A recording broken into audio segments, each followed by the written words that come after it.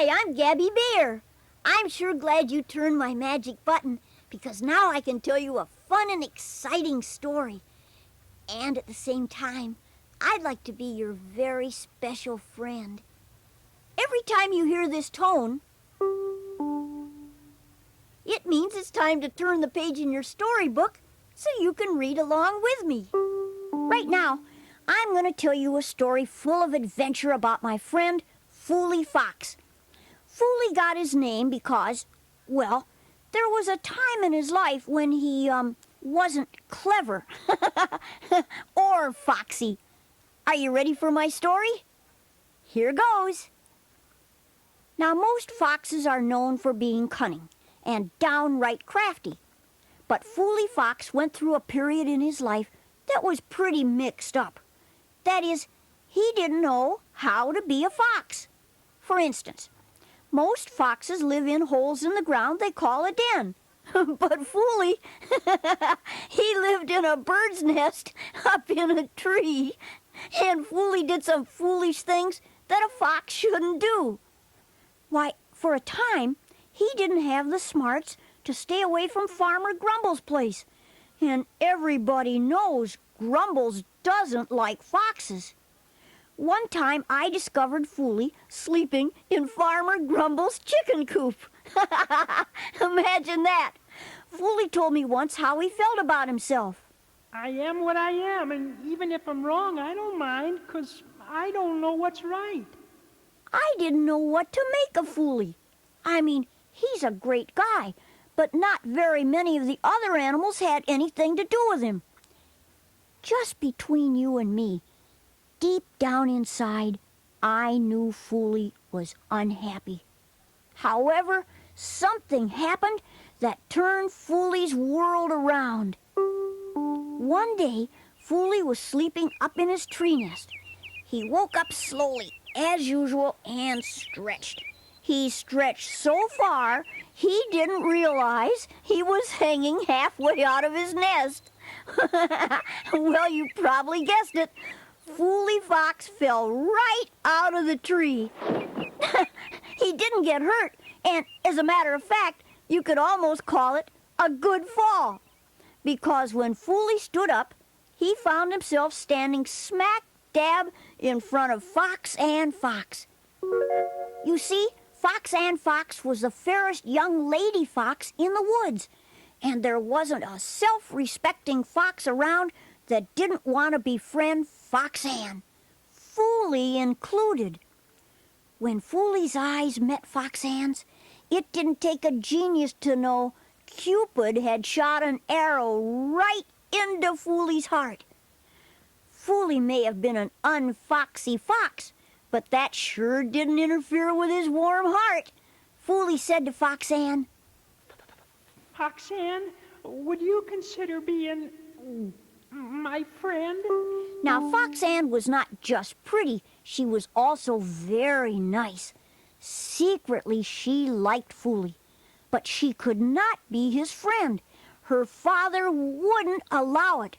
She told Fooly, My father said you must learn something very important before you can be my friend. When Fooly asked Foxanne what it was he should learn, her answer confused Fooly.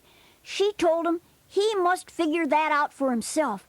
If not, he wouldn't be learning anything. And with that, Foxanne pranced off into the woods. Fooly really yearned for the young lady's friendship. He came to me for advice, asking me what it was he had to learn in order to please Foxanne's father. Unfortunately, I didn't know what Fooly had to learn. I talked it over with Willie Goat, the world's first unigoat, and my good buddy, but he didn't have an answer either. Then I got an idea. I decided right then and there I was going to enroll Fooly Fox in People's School. There he might learn what Foxanne's father wanted him to know. It sounded like such a good idea, I wrote a song about it. It went like this. Fooly knew I wasn't foolin' when I told him he needed schoolin'. It could make him very smart, so in life he'd have a new start. Well, we dressed Fooly up in kids' clothes so no one would know he was a fox. Fooly wasn't too excited about wearing people clothes, but if it meant winning Fox Anne's friendship, he figured it was worth it. The biggest problem we had was keeping Fooly's tail tucked down in the back of his pants. We snuck Fooly into the classroom, and nobody noticed he was a fox. The teacher, Mrs. Plumwhistle, was a good lady, and the kids liked her. They gave her plums every morning instead of apples. Anyway, Willie and I peeked through a window and watched Fooly as he studied. Mrs. Plumwhistle was giving a history lesson. I had a hunch that history lessons were not going to give Fooly the information he needed. Willie agreed when he said, "Guess we'll have to wait and see what the next subject is."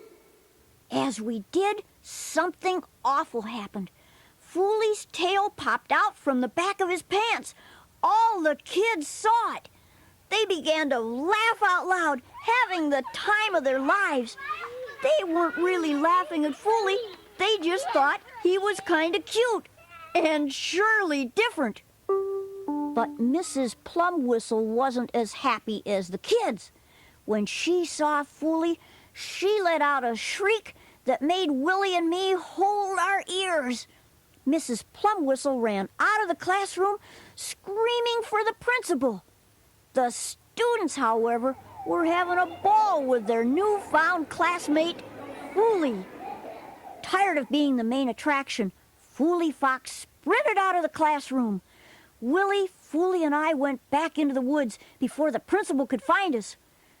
Fooly had tears in his eyes when he exclaimed to me, I didn't learn a thing in people's school about what I need to know, whatever it is. I'll never get to be friends with Fox Anne. Before I could tell Fooly that Gabby Bear never gives up on anything or anybody, he ran off. I knew Willie and I had to find Fooly Fox. He may have been mixed up in life, but he had a lot of good in him just the same. Willie and I searched high and low for Fooly Fox, but couldn't find him anywhere. Guess he was hiding out, feeling pretty low. Then Willie remembered how Fooly liked to keep company with chickens. Willie thoughtfully said, Fooly's probably hiding out with Farmer Grumble's chickens. They're his friends. I agreed with Willie, so we snuck onto Grumble's farm. Willie and I peeked into the chicken coop, and sure enough, there was Fooly. Willie and I had to laugh, 'cause Fooly was playing checkers with a rooster. Yeah, that's right, a big old fluffy feathered rooster. And as Fooly's luck usually goes, the rooster won. Now, I took Fooly aside and tried to explain to him that foxes don't belong with chickens. It just isn't the way of things. Fooly was confused about that, and he said, But chickens are my best friends. They're the only ones that don't laugh at me, and they don't care if I'm not clever. Fooly was right. In fact, the chickens were real glad that Fooly wasn't a typical hungry fox. Well, I decided that Willie Goat, Fooly Fox, and myself should leave the farm before Grumbles found us. We kept our heads down, sneaking along a fence as we left the chicken coop area. Unfortunately, we rounded a corner and ran headlong into Bully Goat, who was munching on some grass. One look at Willie is all it took for Bully Goat to rear up and charge. Bang! The goat's horns rammed together, and the battle was on between Willie and Bully. Fooly watched wide-eyed as Willie and Bully went at it for all they were worth. Willie had to work twice as hard knocking Bully because he only had his one horn. Then, to make matters worse, Farmer Grumbles came running out of the barn when he heard the commotion. He shouted out, Gabby Bear, Willie Goat, And Fooly Fox, I'm gonna put all of you in butter churners for causing trouble on my farm. That's all we needed to hear. Willie, Fooly, and I took off with our heels kicking. Farmer Grumbles and Bully chased us, mad as they could be. Willie, Fooly, and I ran past Grumbles' water well. When Grumbles approached it, Bully was at his side. One of Bully Goat's horns accidentally hit the crank handle on the well. The handle swung around and hit Grumbles, knocking him into the well. Willie, Fooly, and I stopped at the edge of the farm and looked back when we heard a big splash. Farmer Grumbles yelled at the top of his lungs from down in the well. Bully, you're the clumsiest goat I've ever had. Now get me out of here. We left quickly when Bully put the crank handle in his mouth and began to reel an angry Farmer Grumbles out of the well. It wasn't too much longer after that when I figured out what Fox Ann's father wanted Fooly to learn. But I wasn't gonna tell Fooly, because, like Fox Ann said, if you just tell Fooly the answer, he wouldn't learn anything for himself. So instead, I told Willie to help me dig a foxhole for Fooly Fox. Willie used his rainbow horn to dig. I used my paws. Fooly watched us, confused.